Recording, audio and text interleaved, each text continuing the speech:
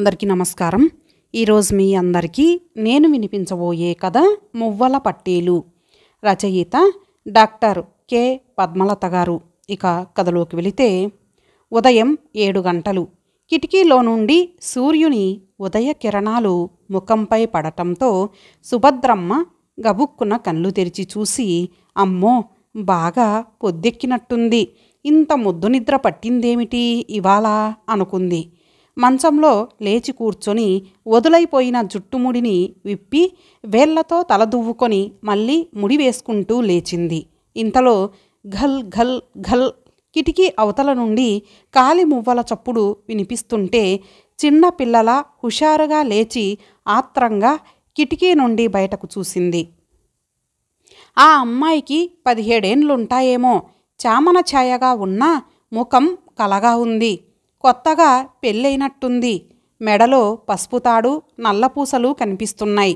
చేతులకు ఆకుపచ్చ మట్టిగాజులున్నాయి.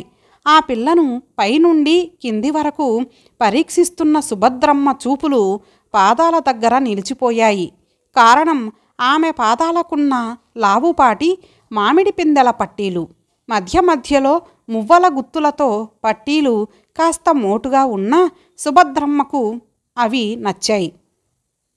ఆ పిల్ల చీపురుతో ఊడుస్తున్నంతసేపు ఆమె కళ్ళు ఆ పిల్ల పాదాలనే చూస్తున్నాయి. గేటు బయట కూడా ఊడవమంటారా అమ్మా? ఆ పిల్ల గట్టిగా అడగడంతో ఉలిక్కిపడి ఈ లోకంలోకి వచ్చింది.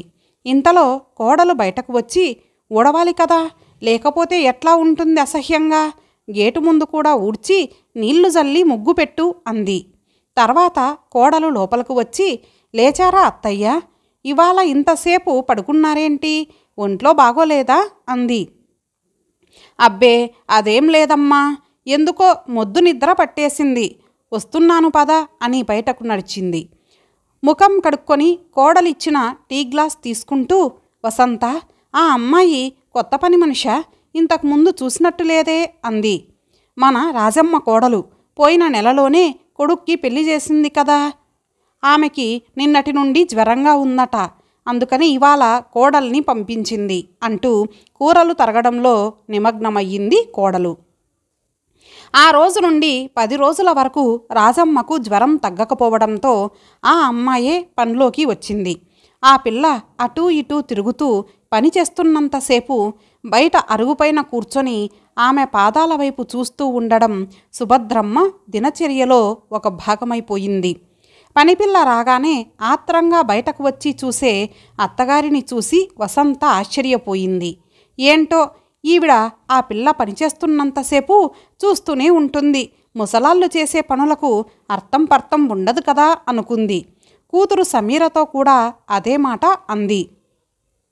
సమీర ఒకరోజు, బామ్మ, ఆ అమ్మాయి నీకు బాగా నచ్చిందా, ఎందుకు ఆమె వైపు అలా చూస్తూ ఉంటావు, పోనీ ఆమెతో ఏదైనా మాట్లాడతావా అంటే అదీ లేదు, ఊరికే చూస్తూ కూర్చుంటావు, పాపం ఆ అమ్మాయికి ఇబ్బందిగా ఉంటుంది కదా అంది.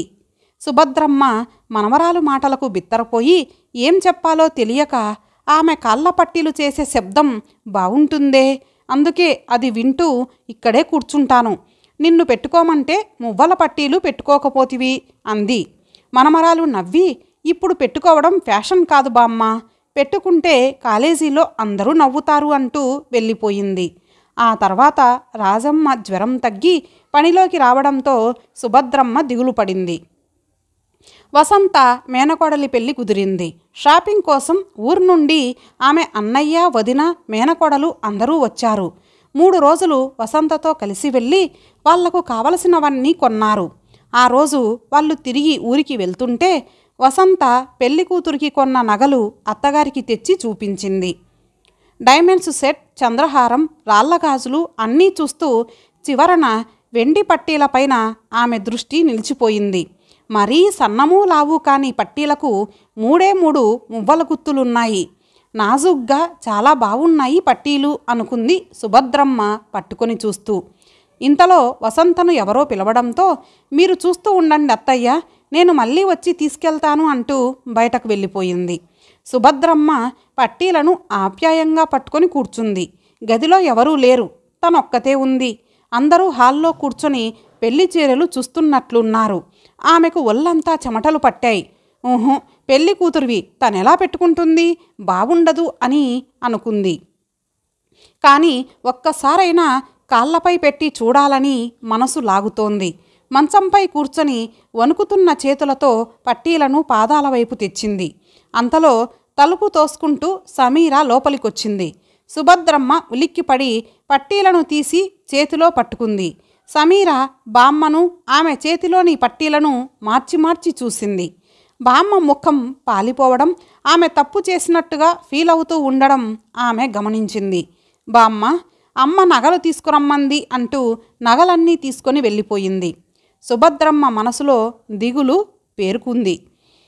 మనమరాలు తన గురించి ఏమనుకుందో ఏమో, అయినా ఈ వయసులో తనకు మువ్వల పట్టీల కోరికేంటి అనుకుంది. బంధువులందరూ వెళ్ళిపోయారు. రాత్రి భోజనం చేసి అందరూ పడుకున్నారు. సుభద్రమ్మకు నిద్ర రావట్లేదు. ఎవరో తలుపు తడుతున్నారు. లేచి వెళ్ళి తలుపు తీసింది. ఎదురుగా సమీర. బామ్మ, నాకు నిద్ర రావట్లేదు, కాసేపు నీతో కబుర్లు చెప్పాలని వచ్చాను అంటూ లోపలికి వచ్చి మంచంపై కూర్చుంది. సుభద్రమ్మ నవ్వింది. కానీ మనసులో ఏమూలో అనుమానం. సమీర హఠాత్తుగా, బామ్మ, నేనంటే నీకిష్టమేనా అని అడిగింది ఆమె ముఖంలోకి చూస్తూ. అదేంటే పిచ్చి ప్రశ్న, నువ్వుగాక ఇంకెవరంటే నాకిష్టం ఉంటుంది, నువ్వు నా బంగారు తల్లివి కదా అంది ఆమె తల నిమురుతూ. అయితే మనిద్దరం ఇవాళ మనసు విప్పి మాట్లాడుకుందామా బామ్మ అంది సమీర. ఏంటే, కొంపదీసి ఎవరినైనా ప్రేమించావా భయంగా అడిగింది. అబ్బా, అదేం లేదు బామ్మ, అయినా మనం మాట్లాడుకోవలసింది నా గురించి కాదు, నీ గురించే అంది. నా గురించి ఏమున్నాయి మాట్లాడటానికి, మీరందరూ నన్ను బాగానే చూసుకుంటున్నారు కదా. ఊహు, అది కాదు అని ఒక్క క్షణం ఆగి, బామ్మ, నీకు మువ్వల పట్టీలంటే ఇష్టమా అడిగింది. సుభద్రమ్మకు ఏం చెప్పాలో తెలియక అవునని తలాడించింది. మరి కొనుక్కొని పెట్టుకోవచ్చుగా. ఇప్పుడా, ఈ వయసులోనా, రాలిపోవడానికి సిద్ధంగా ఉన్నాను నవ్వుకుంటూ అంది. పట్టీలకు వయసుతో సంబంధమేంటి బామ్మ, అయినా ఇన్ని సంవత్సరాలలో నువ్వెప్పుడూ మువ్వల పట్టీలు పెట్టుకోలేదా కుతూహలంగా అడిగింది. సుభద్రమ్మ విచారంగా లేదని తలాడించింది. ఆమెకు మనమరాలు తను పట్టీలు పెట్టుకోవడానికి ప్రయత్నించడం చూసిందన్న విషయం అర్థమైపోయింది. అందుకే, మీరా, ఇన్ని రోజుల నుండి నా ఇష్టాలను కోరికలను ఎవరి ముందు బయట పెట్టలేదు. ఇవాళ నువ్వు అడుగుతున్నావు, అందుకని చెప్పాలనుకుంటున్నాను. నీకు ఓపిక ఉంటే నా కథ చెప్తాను, వింటావా అని అడిగింది గంభీరంగా. సమీర ఆశ్చర్యంగా చూసి, చెప్పు బామ్మ, అందుకేగా నీ దగ్గరకు వచ్చింది అంది. నిద్ర వస్తే చెప్పు, రేపు మాట్లాడుకుందాం. లేదు లేదు, నిద్ర రావట్లేదు, వినాలని ఉంది బామ్మ, తొందరగా చెప్పు ఆతృతగా అడిగింది. సుభద్రమ్మ గంభీరంగా కూర్చుంది. ఆమె మనసు గతం వైపు పరుగుదీసింది. సుభద్రమ్మ పుట్టింది పెరిగింది ఒక పల్లెటూరులో. ఆమెకు 5 సంవత్సరాల వయసులో తల్లికి జబ్బు చేసి ఆ పల్లెటూరులో సరైన వైద్యం అందక చనిపోయింది. సంవత్సరం తిరగకుండానే తండ్రి మరలా పెళ్లి చేసుకున్నాడు. సుభద్రమ్మ పిన్ని మంచిదే కానీ మాట కఠినంగా ఉండేది. అందరూ తను చెప్పినట్టే వినాలనుకునేది. సుభద్రమ్మకు 8 సంవత్సరాల వయసులో స్నేహితురాలి కాళ్లకు మువ్వల పట్టాలు చూసి ముచ్చటపడింది. ఆమె నడుస్తుంటే గల్లు గల్లుమని శబ్దం వస్తుంటే విచిత్రంగా చూసింది. తనకు అట్లాంటివి ఉంటే బావుండుననుకుంది. పిన్నిని అడగాలంటే భయం. అందుకే ఒకరోజు తండ్రితో మువ్వల పట్టీలు కావాలని అడిగింది. అతడు భార్యను పిలిచి, ఇదేదో పట్టీలు కావాలంటోంది, వీలైతే చేయించరాదు అన్నాడు. అప్పటికే ఒక ఆడపిల్లకు తల్లి అయిన ఆమె, చేయిస్తే 2 పిల్లలకు చేయించాలి కదా, తర్వాత చూద్దాంలేండి అని కొట్టిపడేసింది. తననడగకుండా ఆ పిల్ల తండ్రిని వెళ్ళి అడగడం ఆమెకు కోపం తెప్పించింది. నీకేమైనా కావలిస్తే నన్నే అడుగు, మీ నాన్నగారిని అడగడానికి వీల్లేదు, అర్థమైందా గద్దించినట్టు అంది. ఆ పిల్ల బిక్కమొహంతో అలాగే అన్నట్టు తలాడించింది. ఆ తర్వాత మళ్ళీ మువ్వల పట్టీల గురించి అడిగే సాహసం ఆమె చేయలేదు. కానీ అవి కావాలన్న కోరిక ఆమెతో పాటే మనసులో పెరుగుతూ వచ్చింది. ఆమెకు 13 ఏళ్ల వయసులో పిన్ని ఒక సంబంధం చూసి పెళ్లి చేయాలని నిశ్చయించింది. వరుడికి 26 సంవత్సరాలు. అప్పటికే పెళ్ళై 2 పిల్లలున్నారు. కానీ భార్య చనిపోవడంతో మరలా పెళ్లికి సిద్ధపడ్డాడు. అతనికి కొన్ని వ్యసనాలున్నాయని తెలిసి తండ్రి ఇష్టపడలేదు. కానీ పెళ్ళైతే అతడే మారతాడని చెప్పి పిన్ని పెళ్లికి ఒప్పించింది. వరుడు గురించి, అతని మంచి చెడ్డల గురించి సుభద్రమ్మ పెద్దగా ఆలోచించలేకపోయింది. పిన్ని వచ్చి, పెళ్లిలో వాళ్ళు నీకు బోలెడు నగలు పెడతారే, నువ్వెంతైనా అదృష్టవంతురాలివే అంది. సుభద్రమ్మ గబుక్కున, పిన్ని, వాళ్ళు నాకు వెండి మువ్వల పట్టీలు పెడతారా అని అడిగింది. ఓసి పిచ్చిదానా, వాళ్ళు బోలెడు బంగారం పెడుతుంటే వెండి పట్టీల గురించి ఆలోచిస్తావేమే, పెళ్ళైతే మీ ఆయన బంగారు పట్టీలే కొనిస్తాడులే అని నవ్వుతూ వెళ్ళిపోయింది. పెళ్లిలో వరుడి వైపు వాళ్ళు బంగారు నగలు పెట్టారు, కానీ వెండి పట్టీలు మాత్రం పెట్టలేదు. అలా పెళ్లిలో కూడా ఆమె కోరిక తీరలేదు. కాపురానికి వచ్చిన కొద్ది రోజులకే సుభద్రమ్మకు భర్త గురించి అర్థమైపోయింది. అతడు రోజు తాగి ఏ రాత్రికో ఇల్లు చేరడం, తనపై ప్రేమ చూపించకపోవడం, పిల్లలను కూడా సరిగా పట్టించుకోకపోవడం ఆమెను బాధపెట్టింది. సహజంగా భయస్థురాలు కావడంతో ఏమీ చేయలేకపోయింది. ఒకరోజు బాగా తాగి నడవలేక చెట్ల మధ్య పడిపోయిన అతన్ని పాము కరిచి నురుగు కక్కుకొని చనిపోయాడు. అలా దురదృష్టం మరోసారి ఆమెను వెంటాడింది. తండ్రి వచ్చి పుట్టింట్లో శాశ్వతంగా ఉండడానికి పిలిచినా ఆమె వెళ్ళడానికి ఒప్పుకోలేదు. అక్కడ పిన్నితో బాధలు పడే కన్నా ఇక్కడే ఉండి అమ్మా అని పిలుస్తున్న ఈ అమాయకపు పిల్లలను పెంచడమే మంచిది. వాళ్లను తను అనాథలను చేయలేదు అనుకుంది. ఆ తర్వాత ఊర్లో 2 ఎకరాల భూమి ఉంచుకొని మిగతావన్నీ అమ్మి పట్నంలో 3 పోర్షన్ల ఇల్లు కట్టి ఒకదాంట్లో తాము ఉంటూ మిగతా 2 పోర్షన్లపై వచ్చే అద్దెతో పిల్లలను పోషిస్తూ కాలం వెల్లదీసింది. పిల్లలు కూడా బుద్ధిగానే చదువుకున్నారు. అబ్బాయి పీజీ చేసి బ్యాంకులో ఉద్యోగం సంపాదించుకొని పెళ్లి చేసుకొని స్థిరపడ్డాడు. అమ్మాయికి కూడా మంచి సంబంధం చూసి పెళ్లి చేసింది. సుభద్రమ్మకు బాగా గుర్తు. కొడుకు మొదటి జీతం తీసుకున్న రోజు ఆనందంగా ఇంటికి వచ్చి, అమ్మా, నీకేం కావాలో చెప్పు, కొని పెడతాను అన్నప్పుడు అడగాలా వద్దా అని తటపటాయిస్తూనే వెండి మువ్వల పట్టీలు అని గబుక్కున అనేసింది. కూతురు కొడుకు ఇద్దరూ ముఖాలు చూసుకున్నారు. కూతురు, అమ్మా, నీకిప్పుడు మువ్వల పట్టీలు ఎందుకమ్మా, అయినా నువ్వెప్పుడూ పట్టీలు పెట్టుకోవు కదా అంది ఆశ్చర్యంగా. సుభద్రమ్మకు ఏమనాలో తెలియక, నా కోసం కాదే, నీకోసమే కావాలని అడుగుతున్నాను అబద్ధం చెప్పింది. నాకు తెలుసు నువ్వు అట్లాంటి పని చేస్తావని, ఎంతసేపు మా గురించే కానీ నీ గురించి ఆలోచించవు కదా అని విసుక్కొని, అన్నయ్య, అమ్మ అలాగే అంటుంది కానీ చెవులకు మంచి రాళ్లకమ్మలు తీసుకురా అంది. కొడుకు సంతోషంగా రాళ్లకమ్మలు తీసుకొచ్చాడు. ఆ రకంగా మరోసారి ఆమె కోరిక తీరకుండా పోయింది. ఆ తర్వాత ఆమె తన వయసు పైబడుతోంది కనుక ఇంక మువ్వల పట్టీలు పెట్టుకోవడం బాగుండదని, వాటిని మరిచిపోవడమే మంచిదని అనుకుంది.